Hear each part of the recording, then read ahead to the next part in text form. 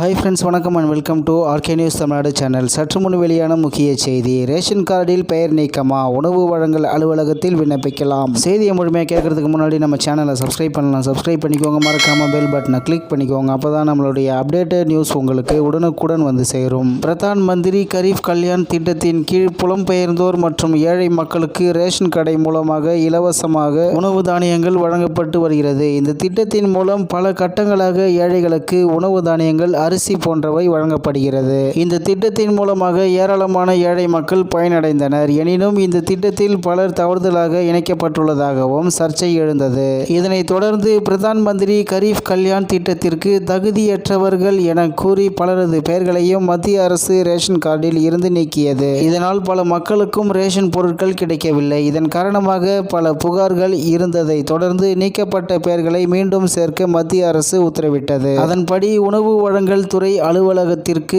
தகுந்த ஆவணங்களுடன் சென்று நீக்கப்பட்ட பெயர்களை சேர்த்து கொள்ளுமாறு மத்திய அரசு அலுவலர்கள் தெரிவித்துள்ளனர். இந்நிலையில் பிரதான் மந்திரி கரீப் கல்யாண் திட்டத்தின் கீழ் புலம்பெயர்ந்தோர் மற்றும் ஏழை மக்களுக்கு ரேஷன் கடை மூலமாக இலவசமாக உணவு தானியங்கள் வழங்கப்பட்டு வருகிறது. மேலும் இந்த திட்டத்தின் மூலம் பல கட்டங்களாக ஏழைகளுக்கு உணவு தானியங்கள், அரிசி போன்றவை வழங்கப்படுகிறது. இந்த திட்டத்தின் மூலமாக ஏராளமான ஏழை மக்கள் பயனடைந்தனர். எனினும் இந்த திட்டத்தில் பலர் தவறுதலாக இணைக்கப்பட்டுள்ளதாகவும் சர்ச்சை எழுந்தது. இதனைத் தொடர்ந்து பிரதான் மந்திரி கரீப் கல்யாண் திட்டத்திற்கு தகுதியற்றவர்கள் என கூறி பலரது பெயர்களையும் மத்திய அரசு ரேஷன் கார்டில் இருந்து நீக்கியது. இதனால் பல மக்களுக்கும் ரேஷன் பொருட்கள் கிடைக்கவில்லை. இதன் காரணமாக பல புகார்கள் இருந்ததை தொடர்ந்து நீக்கப்பட்ட பெயர்களை மீண்டும் சேர்க்க மத்திய அரசு உத்தரவிட்டது.